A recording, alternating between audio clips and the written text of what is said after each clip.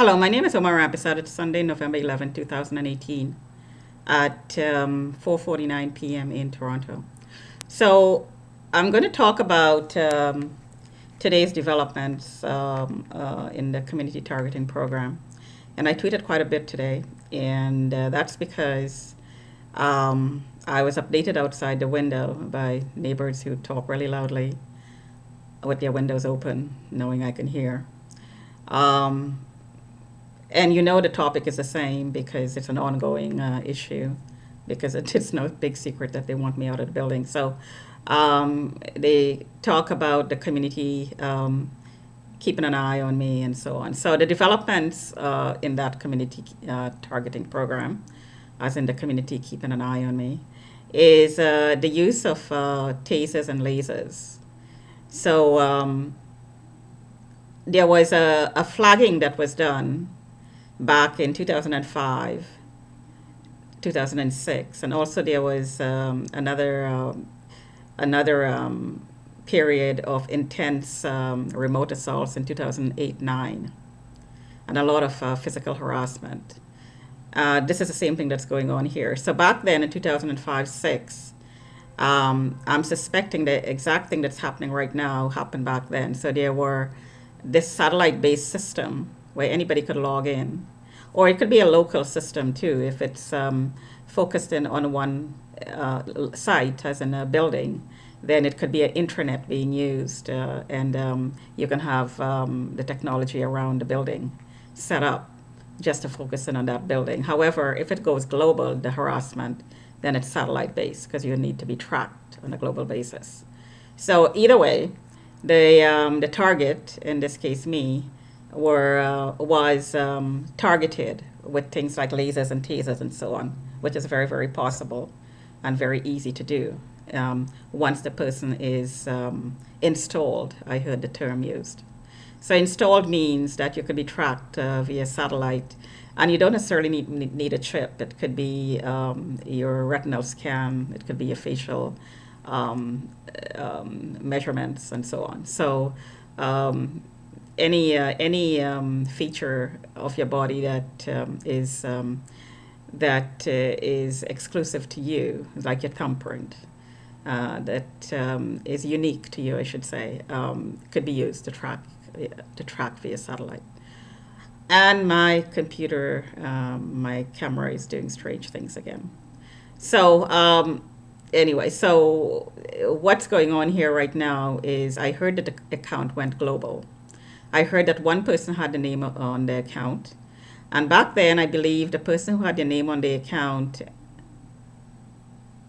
and my computer, my camera is doing very, very strange things. The image just disappeared off the screen, but I'm going to continue talking because I'm sure it's going to come back. So anyways, so the name on the account back then, I believe, was a building superintendent. That is different from the one that's there right now. So I also suspect that this man was working with the neighbors at the time who were Muslims.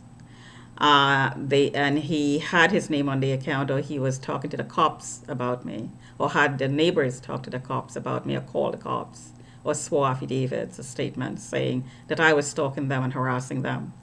When really what had happened was I was flagged and they were monitoring me, working with the person whose name was on the account. And as I said, I suspect it was the superintendent at the time.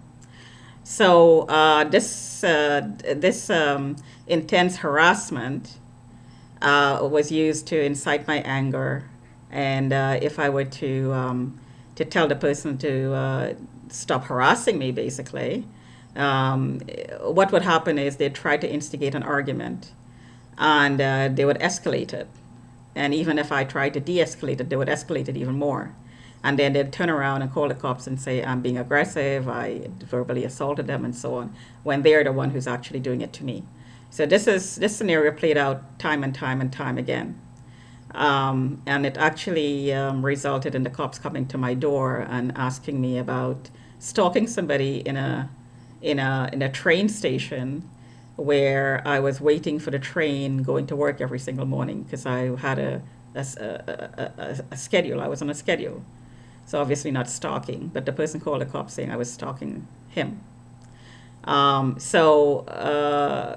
is what happens when you're flagged and the flag is public, and you're reported on everywhere you go and set up and framed.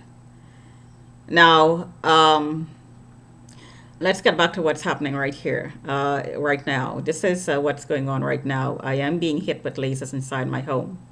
How do I know? Because it's computerized. If somebody were to hit you randomly, then you would take it as a one-time thing, or a random event.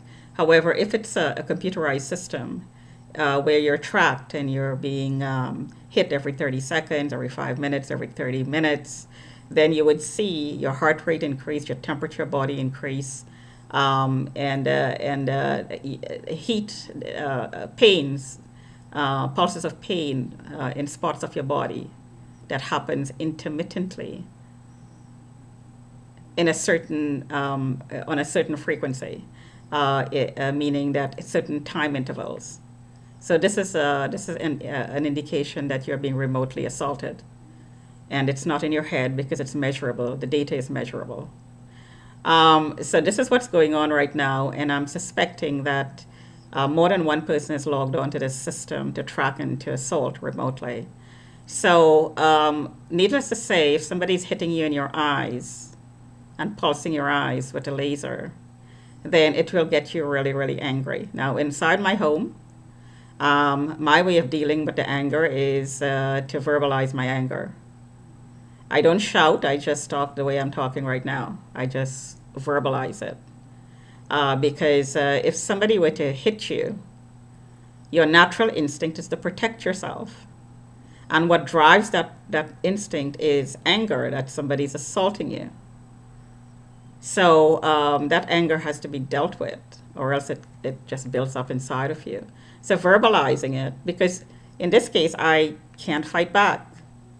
I'm a sitting duck. I'm inside of my unit, being imaged by various people, being hit with lasers. So there is no way to fight back other than to shield myself. And depending on what they're using, the shields do not work all the time, depending on the technology that's being used. So I verbalize my feelings. I'm not yelling at anybody. I am not, what I'm saying is not intended for anybody to hear. It's not directed at anybody. Now, this is what happened previously. And I was recorded inside my home. And it was taken to a court, and the tickets were gotten. And this same method of inciting anger, this same frame, it is a frame, and the same template of harassment is used over and over again to get information to take to the courts to say, gee, I think she's mentally ill. As you can tell, I'm analyzing the situation logically. There is no mental illness here. I'm also finding ways to deal with the frustrations of being assaulted verbally, physically, and of course there's a psychological component to this. So you got to find a way to deal with it. Physical violence is not the answer here because this is a psychological warfare program. Although you're being hit physically with remote technologies, it's more psychological. It's supposed to break you down psychologically, emotionally, spiritually, and physically as well, because your health is actually affected by the stress, number one, and by the technologies being used. So this is what's going on right now. There is no mental illness here. There is a lot of dealing with the stress caused by the harassment. Now, if verbalizing makes me sound like I'm mentally ill, then this is the intent of the program. This is the intent of being hit with remote technologies. You're supposed to sound like you're mentally ill. And I'm sitting here saying that I'm not mentally ill, and I just explained why. So anybody who is getting tickets, and I believe there is a new one, and this is a sustained attack on my reputation, on me, basically, to degrade and dehumanize me. for years now. So if there's a new ticket, there's no big surprise. There's always a ticket.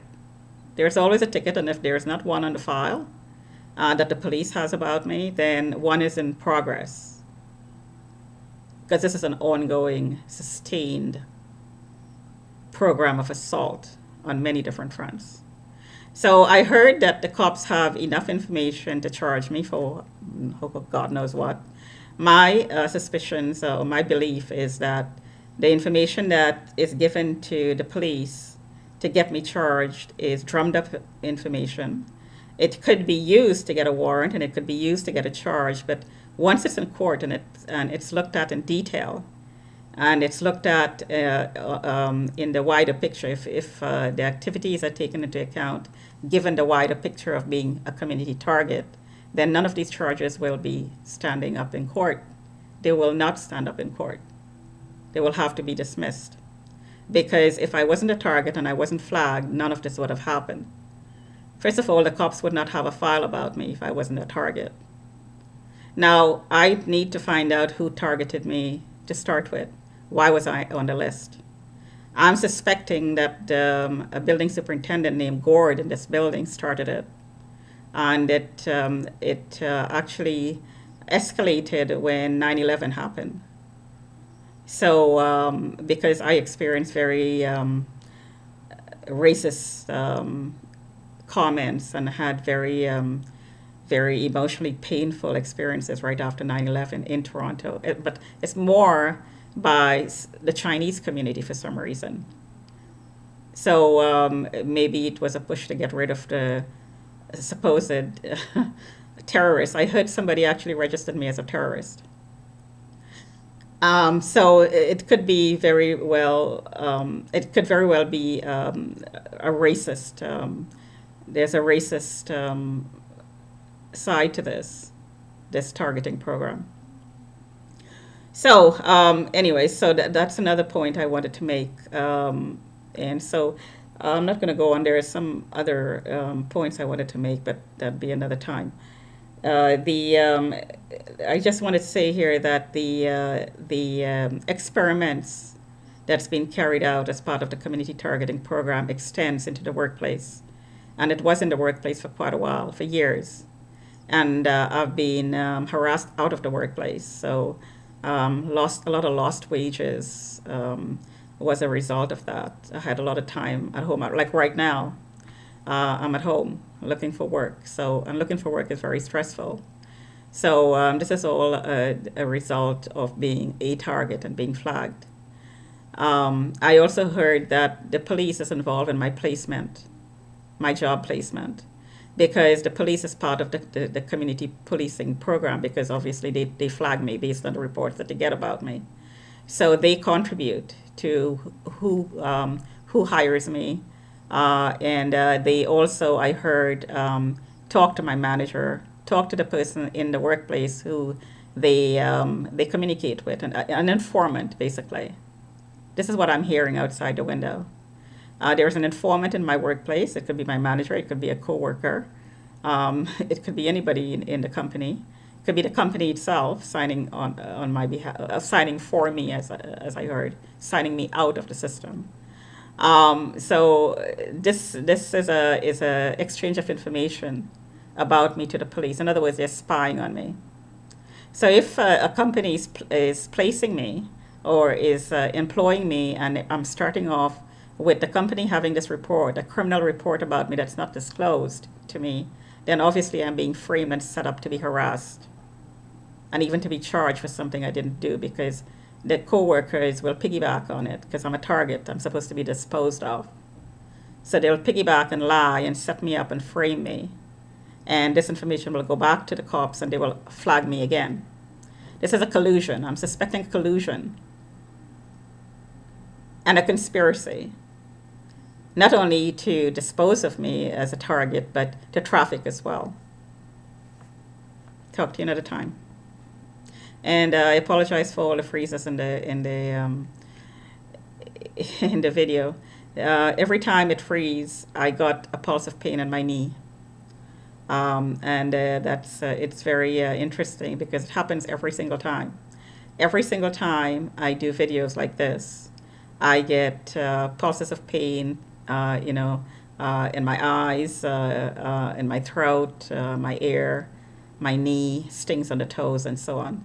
And every time it freezes, it actually the video the there is a reaction to the technology